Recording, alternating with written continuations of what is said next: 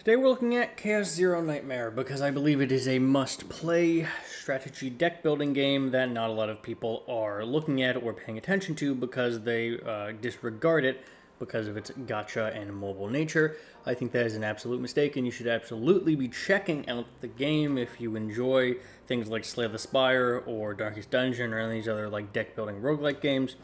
I will say, however, that this one absolutely focuses a lot more on like the deck building variety as well as the characters rather than the roguelike elements, although there is definitely roguelike elements in this game, absolutely.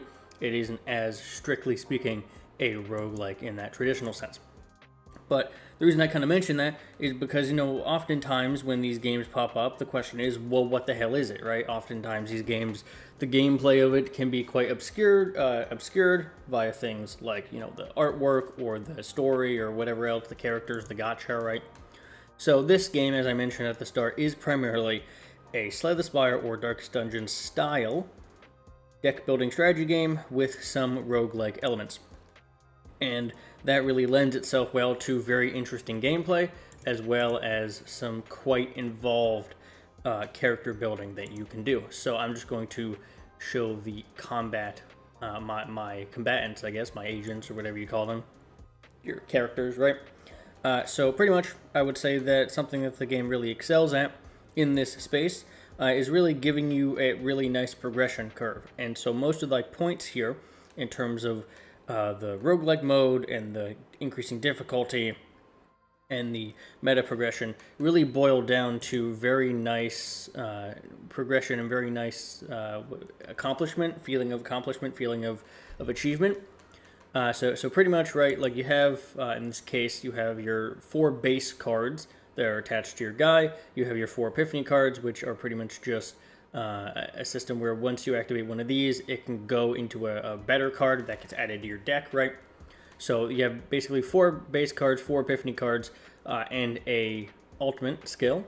And then you have your partner cards, if you're familiar with stuff like Honkai Star Rail, that is your light cones. They have a passive here, but they also have an ego skill, right? So they have a partner skill as well. So really, for every character, you're getting 4 starting cards, 4 upgraded cards, a ultimate skill, a partner passive, and a partner skill, right? And you take 3 of these characters into battle, right? So that is a total of 24 base cards plus 1, 2, 3, 6 skills, right? Because each character has an ultimate and a partner skill. So that's quite a lot, especially considering a lot of these games tend to be pretty light on gameplay. Pretty basic. This is absolutely not that. This is a full-blown, not hardcore, but definitely a full-blown, fully thought-out, fully featured strategy game, deck-building strategy game.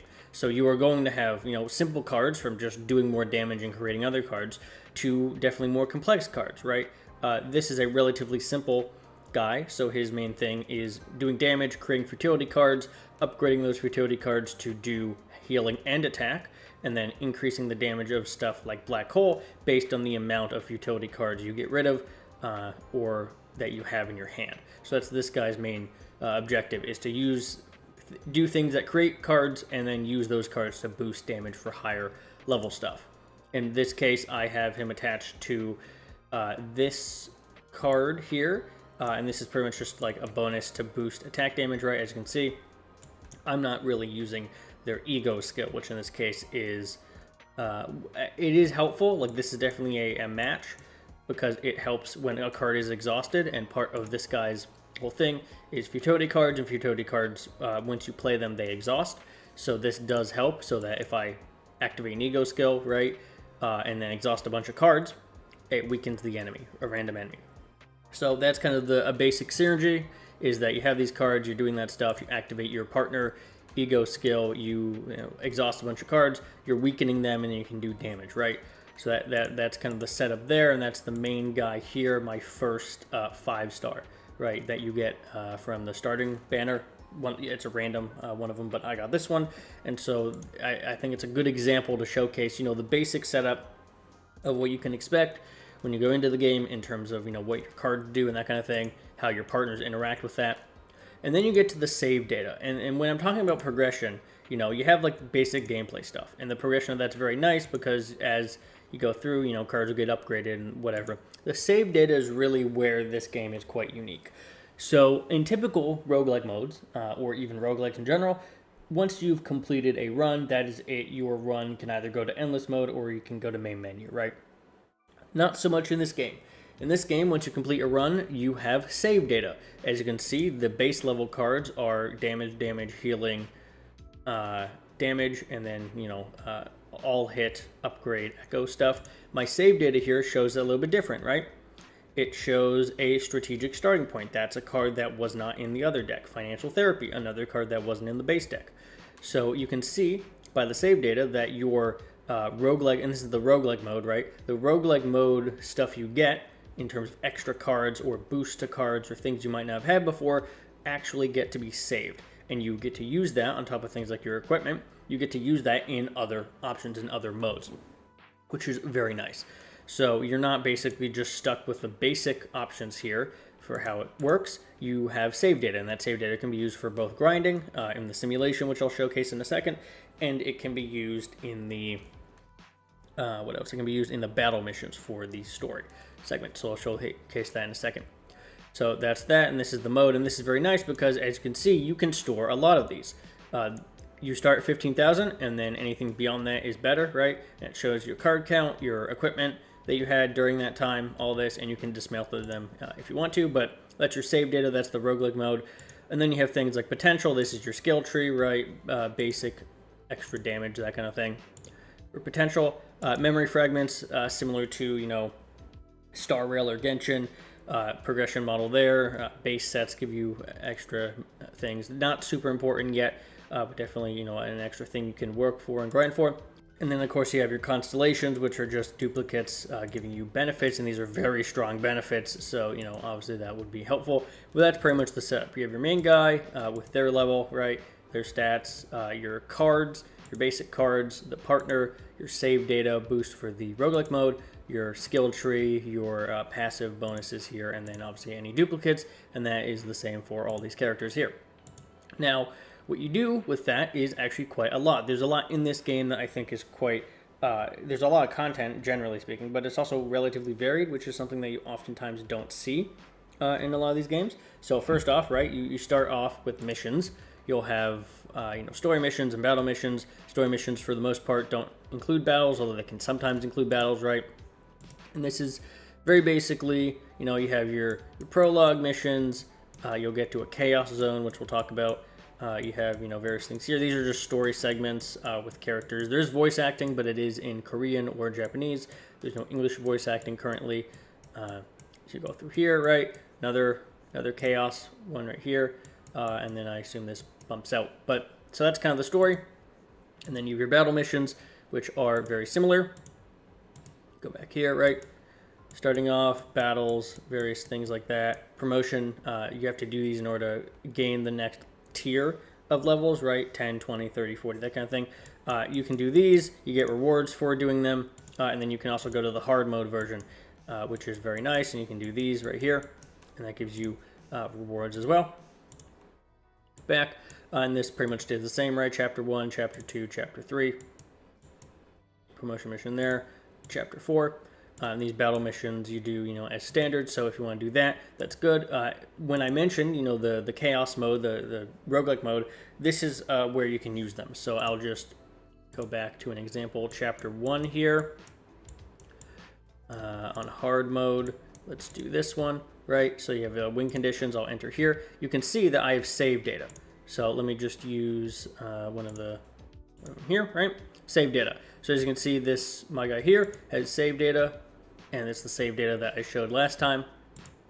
These other ones have save data, and these save data is based on obviously how well you do with that character. So that's very nice, and you can use that save data, right? Use those boosted cards to do these battle missions, which is very good. The other place you can do that, so that's the first mode, right? Is story and battle missions. There's a good amount there. The next mode that you can use this stuff in is simulation. These are pretty simply just your training. And there's a lot of them, right? So pure units, combat level up material, partner level up material, these are relatively common. And then combatants per class. The promotion materials are based on that. Promotions are the next tier, right? So if you want to go from level 20 to level 30, there's these promotion materials that you need, and you can grind those out. Same thing with the partners, right? They have their own promotion materials there. And then potential is where you get your skill tree, skill points, right? So you can basically just grind out skill points from these fragments there pretty nicely. And the memory fragments are your kind of passive bonuses. These are again for like end game, min-maxing, that kind of stuff. And then obviously challenges that you don't have access yet until you do the story. But you can use your save data on these, right? So if I go to this one, as you can see, the save data from the previous guy here is still here. So that's very nice, and there's a good amount there. Then, for even harder training, you have the basin. And the basin here is 2 options, and you also can use your save data. And this is where you get a lot of rewards and a lot of challenges. And this unlocks once you hit level 30, so it does take a little bit, but that is the other option for training. So right there, just in those first 2 modes, we got a story mode, a good amount of battle missions on both normal and hard, simulated training to grind for materials, and a even harder training that has even better rewards. And then we get into the larger mode, which is chaos. The chaos mode is your main roguelike mode. There's 2 options for that. Zero mission, which doesn't unlock until level 40, so we'll save that. And then the normal chaos missions. Now these are tied to, these 5 are tied to progress in the story.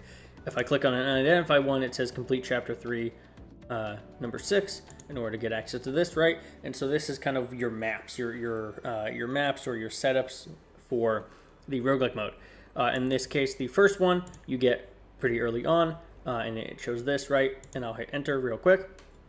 And as you can see, we'll just go back to my my go-to team here. You'll see that they do not have that save data thing under them, and that is because you're not accessing save data currently. So you go in here, and these difficulty sliders showcase the rewards you can get, the level that's recommended, what monsters that appear, that kind of thing. What's really impressive about the roguelike mode is, as I mentioned, not only is it like a way to use and build up your characters and be able to use that for other things, but the difficulty actually changes. It's not just, increasing level, even though that is the case. It's increasing things you can find, right? Bosses you can encounter.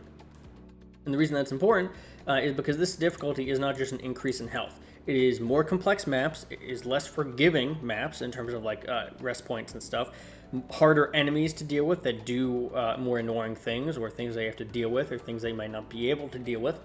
And it also expands. Once you hit difficulty 3, you have a whole nother boss to take down. You have a whole nother section that's called interior, right? The outskirts, which is this boss, the first one, and interior, you have 2 bosses to take down, right? As you can see, 30, 40, 50, which you have to do promotion, 60, right? And these give increased rewards. So effectively, each of these 5 maps here have a second layer, the interior layer, with their own boss and their own setup here. That is very nice. And as you see here, there's 5 of these. So you get the first one, there's the second one, right? And they have their own, reward info here, exploration, which is very nice. So like if you're a kind of person that wants completion, you can always check the exploration and see, how many monsters of this thing you've encountered and where they are and, what they do, what weaknesses they have. So that's also very nice if you're one that really enjoys the kind of collection and the the documentation of these things. So that's a really large mode there. As you can see at the top here, I'm level 32. I've been playing for about 25 hours currently, and I've only reached Chaos level 2. Now, that is on me. I did that intentionally because I wanted to explore a lot of what the first one had to offer and kind of max that out and try and beat difficulty 3 before moving on. I believe the starting level for this one's level 15, and the starting level for this one is level 5. Just in terms of where it sits. So you definitely don't need to do what I do. You can absolutely go on and do this one way earlier. But it is, good to note that, these go up. So it's not like, you complete the first planet and now you'll never need to go back to it. If you want to, and if you find it interesting, you can, tackle the harder difficulties. So I think that right there is a lot of content and a lot of interesting things happening, because these aren't just like, different colored backgrounds. Like there's different enemies, there's different events that happen in them. There's, harder mechanics, things like that. So it really is a very well-tuned system. I would say this is the main mode for people just in terms of what you're doing, but that is not to say that there's not a bunch of other things, right? If you want to do battle missions and use the save data, you can do that. If you like grinding stuff, you can do simulation. that kind of thing. There's other smaller modes. Again, Ark City, here we go. This is a little bit more of like a life sim or kind of management focused. So, you have policies. These are effectively just a little management mini game where you're able to kind of take on a project and try and get the little pips here into where they are and increase and decrease them. And once you do that, you'll get, various rewards based on that. So that's a little fun mini game there. There's other kind of interactable elements. You can go into this little cafe and order food, and that buffs your combatants momentarily. You can go into the garden cafe and you can order a to-go cup, which lets you continue on the grinding and training, right? So there's a lot of these little elements that kind of add to the world, right? You can pet the cats, that kind of thing. And so there's a lot of just little small things that aren't necessarily huge content offerings, but are just very nice. There's a whole skill tree in here as well in terms of unlocking features and excursions, right? And then there's two things in here that are relatively important: the Epion Center and the streets. So we'll go to the center currently. This is a interesting part of the game that I think is quite unique, that not a lot of games have. I compared it to Darkest Dungeon earlier because I think that's a quite succinct example. So it looks like the text isn't quite cutting off here, but pretty much how this works is so you do the chaos mode, right? As I mentioned before, the chaos, right? You do the chaos mode, and what can happen is if you die in the chaos mode, or if you die in the chaos mode with a combatant that becomes traumatized. The stats effects are similar to Darkest Dungeon in the idea that if you build up enough stress, you'll get traumatized in a way, and that will have some impact. And if you die when you are traumatized, you'll get sent here, and you'll have to counsel your guys, and you'll have to talk them through it, get them to be fixed, all that stuff, and that's where this center comes in. I believe, and you get rewards for doing that. So as you can see for this guy here, I did this, and there's a bunch of these. There's 5 or 6 of them per person that you can do, and that's really just another thing to add to the kind of depth that these characters have and kind of feeling is that they'll say, oh, I'm very a stats effect you might get, it's impulsive. Oh, I don't want to be doing this, I want to be doing this other thing, right? So there's that one, and this is kind of the way to do that. And then there's trauma code. From what I understand, because I just unlocked this recently, trauma code is more of an end game thing, but it's pretty much a way to unlock more endgame, harder difficulty content that also expands some of the stories of these characters, and this is where a lot of the writing and the story-focused stuff comes into play, similar to something like the main story mode, but this is definitely another aspect there. That's just more things you can go through. So there's that. And then obviously the last thing in here is the excursions. So a little bit of dating sim stuff, right? Click on your character, you're able to see the excursions they go through. There's 7 of them or so, 1, 2, 3, 4, 5, 6, 7 here per character, and they increase your affinity. These are just tiny little bonuses, passive effects, nothing crazy. But if you want to become attached to your characters more and spend time with them and give them gifts and stuff, you can do that as well, right?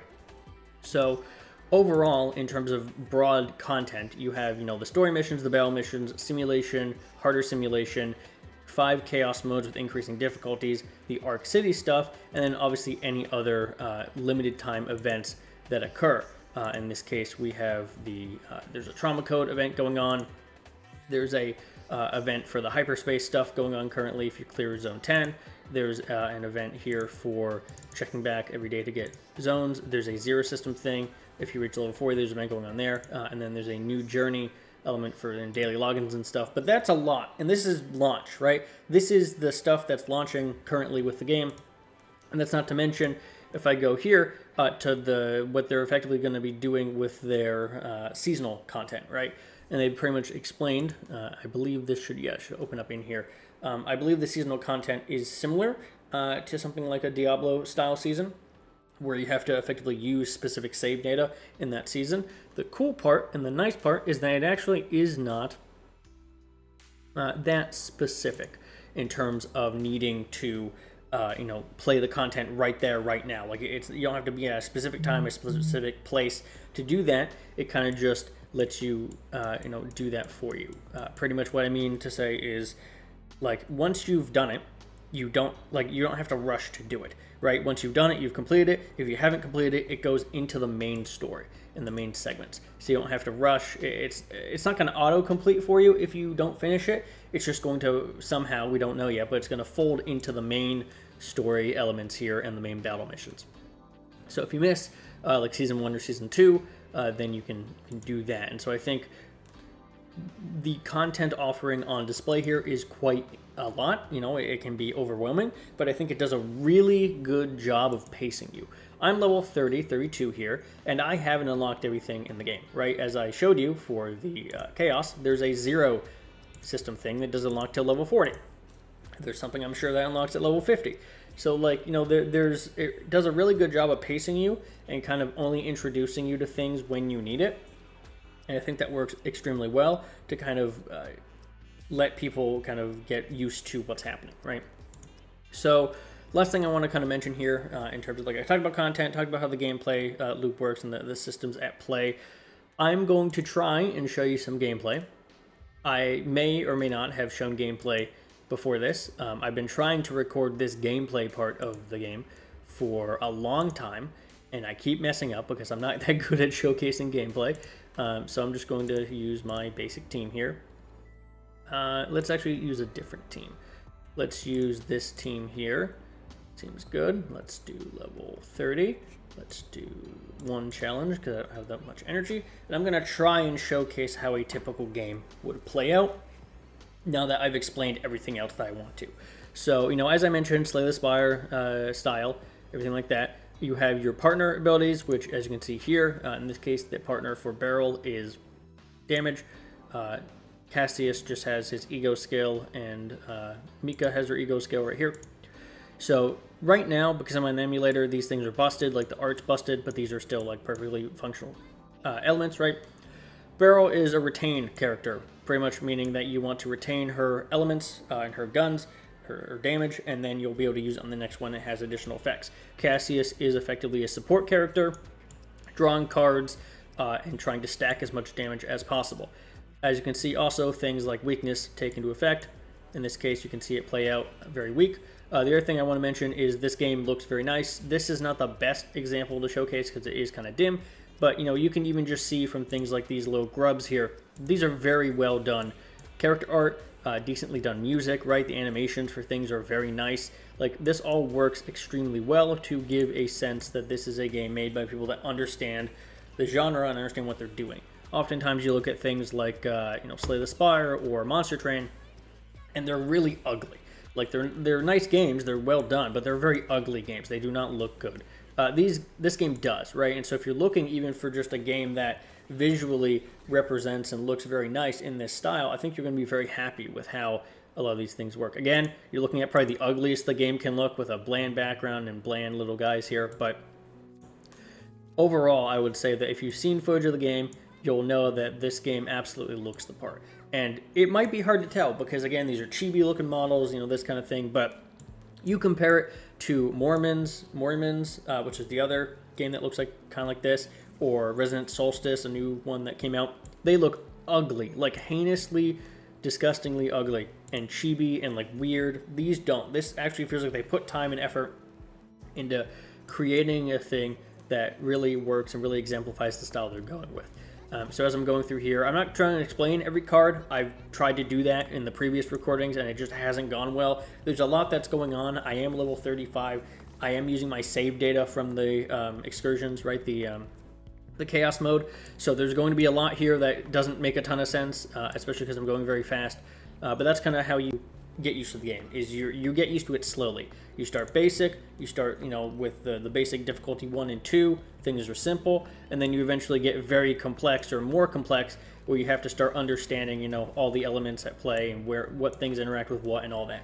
So it basically should show you that this is a very meaty game.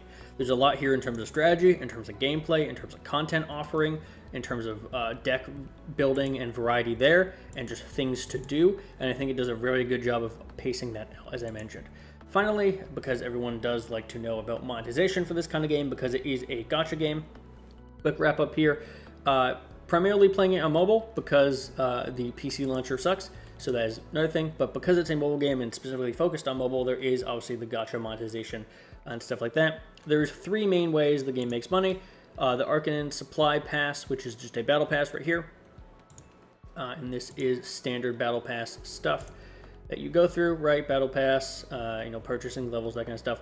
These aren't actually as good. I don't think I'd recommend the battle pass. These are just, legendary partner XP material. We have converters to convert if you run out of like promotion material, right? Like these are just standard stuff you can get pretty much regardless just by playing the game. So nothing in this premium tier for $10 does look to be worth it. In general, I would just mention, so there's that's one way it does it. And then the other one obviously is if I go to shop, your kind of monthly subscription if you want. A lot of these are like $5 a month. They give you about 3,000 little stars here, and that is 18 polls, roughly speaking. Oftentimes, because it's 1,600 per 10 poll, which is roughly $15, about $1.50 a poll if you're trying to figure out the economy there. So by $5, you get about 18 polls, which does save you money because that would typically be $26 or so, right? 10 for 15, so like 18 is like $20, $25, $26. So that being $5 is beneficial, right? You have a shop, you can see, right, 10 for 15. So that's pretty much what I'm basing this off of, is 5 for 8, 10 for 15, 20 for 30, right? That kind of thing. So there's a shop here, but at least currently the shop only sells polls. As you can see, like discounted poll rates pretty much. You can only really spend the crystals on polls, so that makes sense, right? They're not selling materials. They're not, the grinding things are stuff you grind for, which I think is very nice. You're not selling grindables yet, at least, right? The extras, again, similar to other systems like this, if you have extras of anything you gacha pull, you can basically turn them in for these things. Just show you how this works, right? You go through this stuff, you have these. These are just earned normally. So technically speaking, the moments here are duplicates of partners, and you can trade that in, or partners, travelers, I don't quite remember. You get these frequently, right? I'm a free-to-play player. You get a lot of these. You can trade these in, and a limit of 50 for these things. So you don't have to grind, but these aren't, grinding is fun, and that's another thing is that, like, well, technically you can speed up some of this. I do enjoy the game. I'm not auto-battling, even though there is an auto-battle, so I do like playing the game. Because of that, I don't like skipping the grind. I like grinding because I like the game, and I think that is definitely very good. Crystals, standard stuff there. So the shop is pretty much just what you would expect, but I would say a little bit better in terms of just like the stuff there, because they're not trying to shove materials down your throat. Obviously, the gacha, standard gacha stuff, 10 polls, $15, about 1,600 of these things. If you played any gacha game in the past 6 years, then these rates are pretty similar. You have 2 amplified banners for partner and for combatant, and then the same thing for the normal ones. And then you have these things. These are cool. These are kind of little animation boosts. So I have one for this guy, right? These things, they're kind of sparkling. You can go to card motion restoration, and you can check which ones you have. These just do what they sound like. They add motion and a little bit of effects to the card, and that's very good. And every single card has one of these for the most part, right? Well, most of them do anyway. 5 of your 8 cards have motion to them. And you can basically just obtain these through a separate polling system. I think that's pretty cool. It gives a little bit of personality to the cards, and it's nice that they have a little bit of animation to them. So overall, I think that's a decent kind of understanding of the game. I did not intend for this video to kind of go this way in terms of similar to what my Destiny 2 video was or my Musume video was, but I think that kind of just works with how the game is. There's a lot to explain. Hopefully it was interesting. Hopefully I made it interesting. If you want to check out the game, it's on mobile. Obviously it's free. It's on PC. I'm using an emulator. There is a mobile version, but you do have to go through like Stove Launcher, like it's a Korean like storefront, right? And you have to download Chaos Zero Nightmare and log in a bunch of times. You can do that if you want. I personally would just use an emulator like Mumu or LD Player or whatever and play the game like that if I wanted to play it on PC, but it works perfectly fine on mobile. Looks very good as well.